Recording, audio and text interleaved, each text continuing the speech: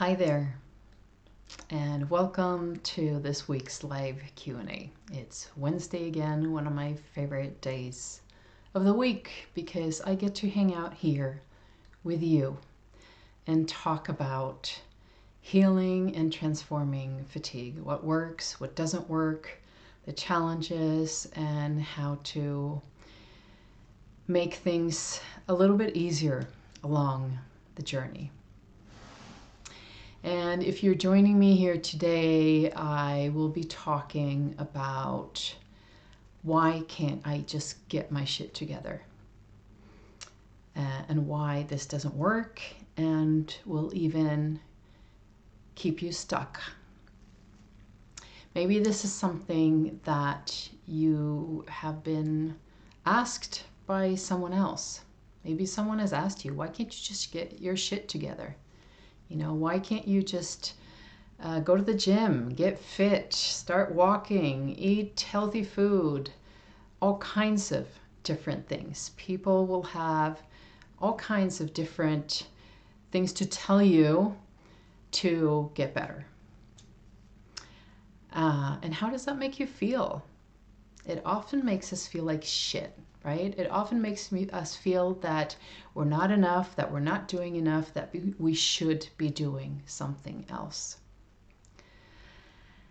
The thing is here is that women that are experiencing fatigue, and by fatigue I mean chronic fatigue, post-COVID, long COVID, burnout, and other forms of severe fatigue.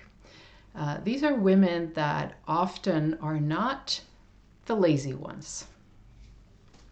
They are not the women that have not tried pretty much everything by now. They're not the women that will just lay in bed waiting for something else to fix them. So that also brings me to the topic of being lazy. And maybe someone's told you, you're just lazy, you just have to get your shit together again. First of all, there's two things I want to say about that. First of all, it's never helpful to say that someone is lazy. It often makes us feel guilty, right? The second thing is that I don't believe there is such a thing as lazy. Why is that? Well, because there are often unconscious mechanisms playing underneath not doing what we might want to do, not getting our shit together, not finishing that course, not eating that healthy food, or whatever it is that we would like to do, but feel that we just aren't capable of doing, that we don't have the energy, or we start doing it, and then we just feel completely depleted.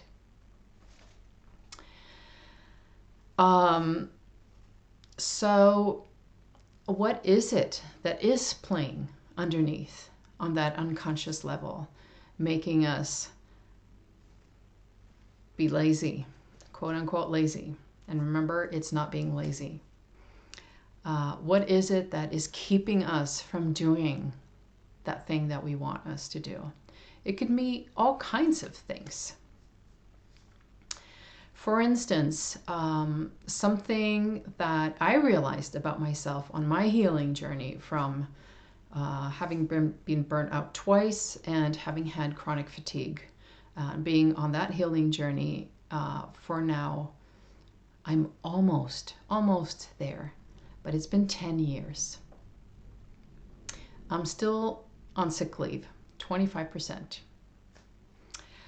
But one of the big pieces that kept me stuck in fatigue was the fear of, if I get better, I will start pushing myself again and I will get sick again.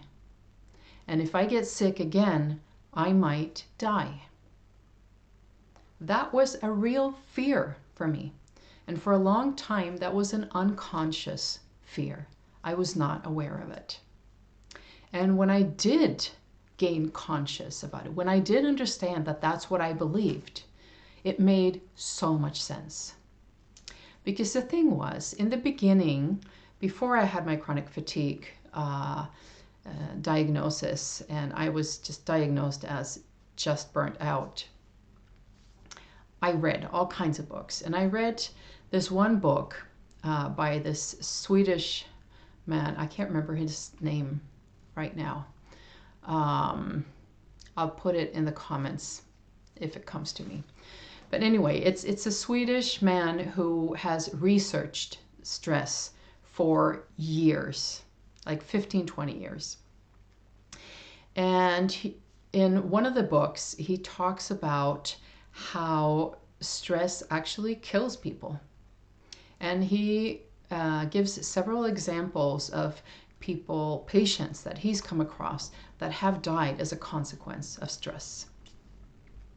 Now, this isn't something that we talk about that much, right? We talk about dying from all kinds of diseases, accidents, but not necessarily stress. We often talk about dying of consequences of stress. But anyway, that was something that I had read and something that stuck in me and created that unconscious belief that if I got better, I would start pushing myself, get sick again, and die. And our bodies have this innate desire to live, this innate survival mechanism that is incredibly strong. That is what has kept us human beings here on this planet, despite all kinds of things, despite plagues, despite living in conditions that are extremely unfriendly if you don't have the commodities that we have today of being able to live inside of a house with heat, with food readily accessible, and not having dangerous animals around you all the time. We have this powerful survival mechanism that will do anything to keep us alive. And for me, that included not getting better, not getting my shit together and getting better. So what do we do with this part of us that wants to push, wants to do all those things to get better? Because honestly, hand on your heart, what is it you desire most of all? Is it to continue being sick? Even though there are probably gains of having the fatigue, and I might talk about that on another live. Most of us want to have a normal life. Most of us want to have the energy to be able to do things with our kids, with our partner, with our friends, go on a vacation, work, having things in our calendars and not have to worry about whether we'll have the energy to do it or not. But many of us, especially women, have that part in ourselves that will push, right? Is the part that wants to accomplish things, that wants to be really good at everything, that wants to excel at all kinds of things, wants to excel as a parent, excel at having a really beautiful home, excel at cooking, excel at work, excel at being a wife. And we set up these impossible goals for ourselves on that journey. And it's often this part of us, the one that wants to push, the one that wants to achieve things, that asks that question. Why can't I just get my shit together? So I invite you to consider this part of yourself as a small child. Because oftentimes we're at war with this part of ourselves. We get angry because we push so hard and we want everything to be perfect, that perfectionist in us. And if we are in conflict with that part of ourselves, and I talked a little bit about this situation in last week's Q&A on how to communicate with an unconscious part of ourselves. Last week it was about communicating with fatigue. And here you can do the same thing. You can communicate with a part of you that is the perfectionist, that is the part that wants to push forward, that wants to just get your shit together and get healthy. So I invite you to think about this part as a small child and communicate and listen to it as you would with a small child, maybe even a scared child. And you wouldn't tell a small child, just get your shit together, right? And if you were to do that, what do you think would happen to that child? That child would probably shrink and feel like, oh, I'm bad. I'm doing something really bad. I'm not good enough. And all kinds of stories will be created in that situation. Well, chances are that those stories are present in us as well.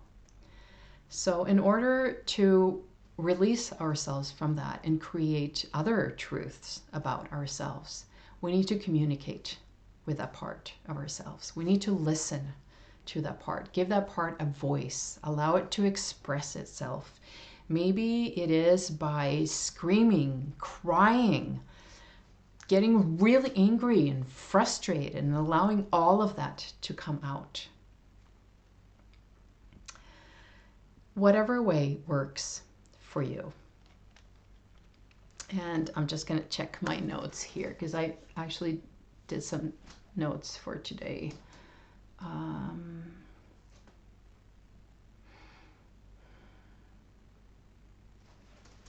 Right.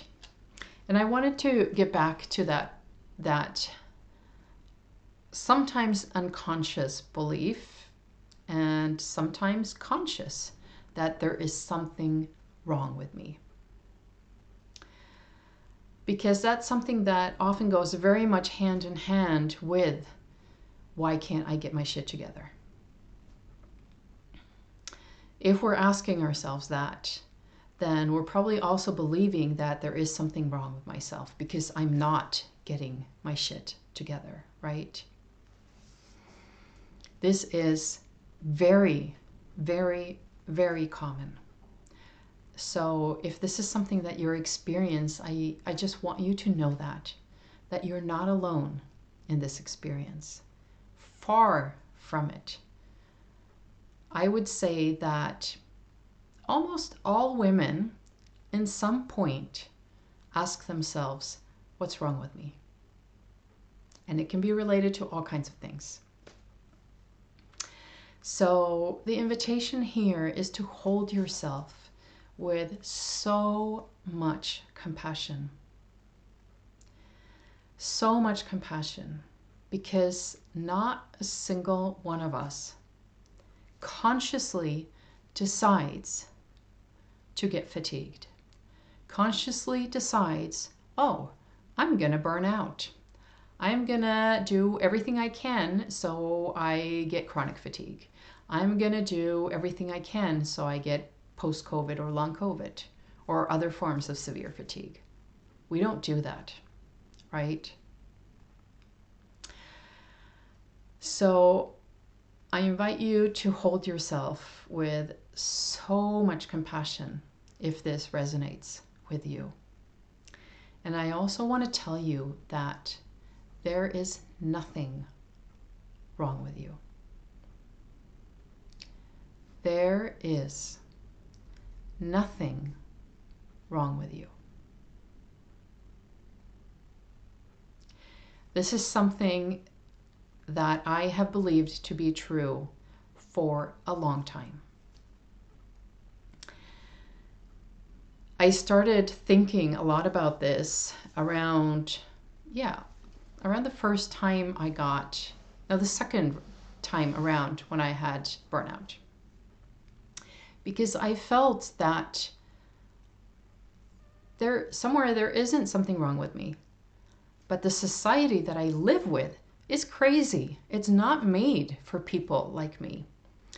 I think it was in the time where I started to understand that I was highly sensitive and that was actually, I don't know what happened there.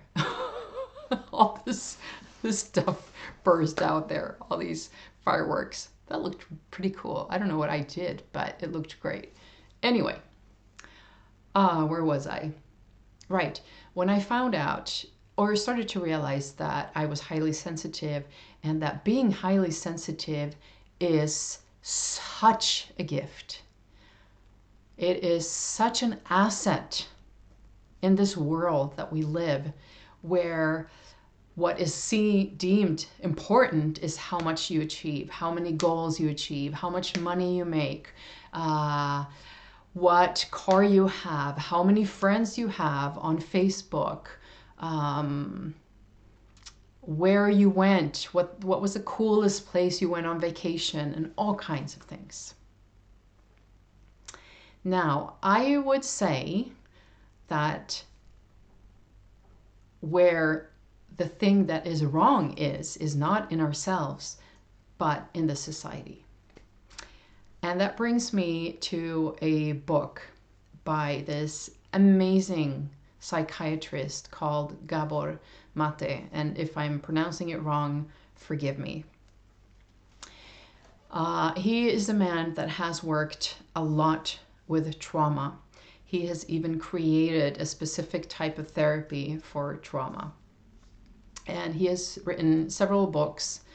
And one of his latest books is this book that is called The Myth of Normal.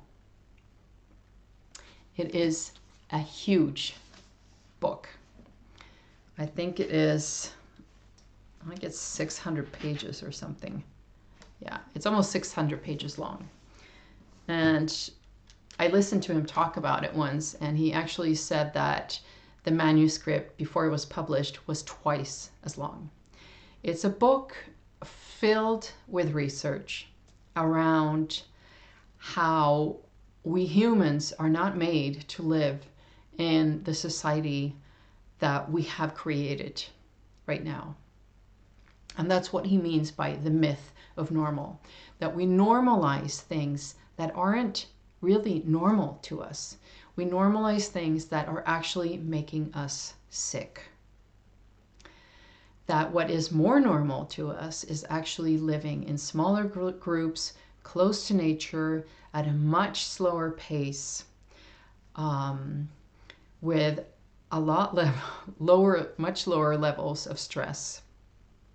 And that there are so many things that we have created in our society that raise our stress levels, that cause trauma, and eventually causes disease, like, for instance, chronic fatigue and other forms of fatigue.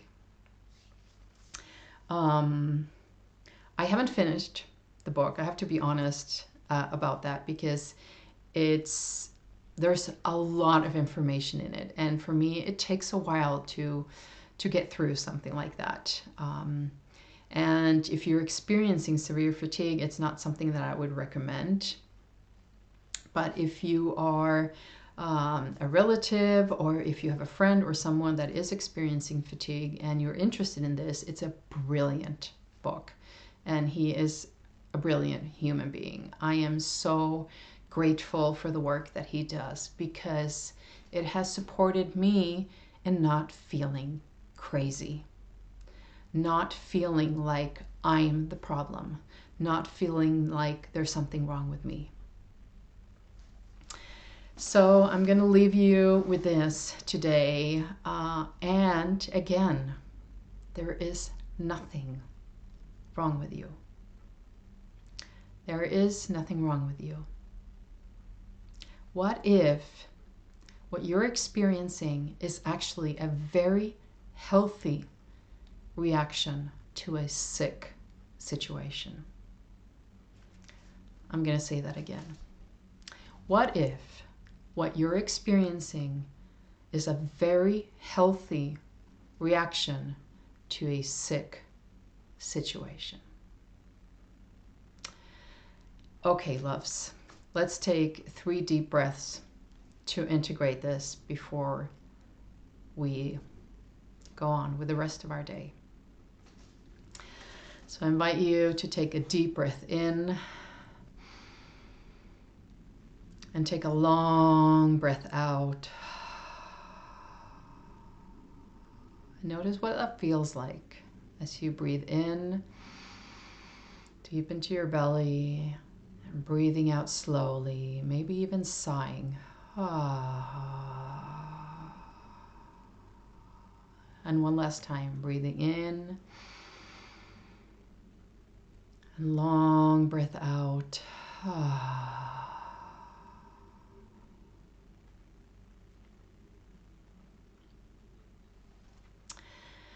So I'm gonna end here wishing you a beautiful rest of the week. And if you're interested in doing work with me, you can drop the word discovery in the comments, and I will send you a link to book a discovery call, because I am currently taking new people onto my one-on-one coaching program. And if you want to read more about that, you can hop on to the link in the bio where you can read more about what that means, or book a discovery call and we can have a chat and see if that's a fit for you and how I can support you in making a decision that feels good to you. Sending you lots of love. Mwah.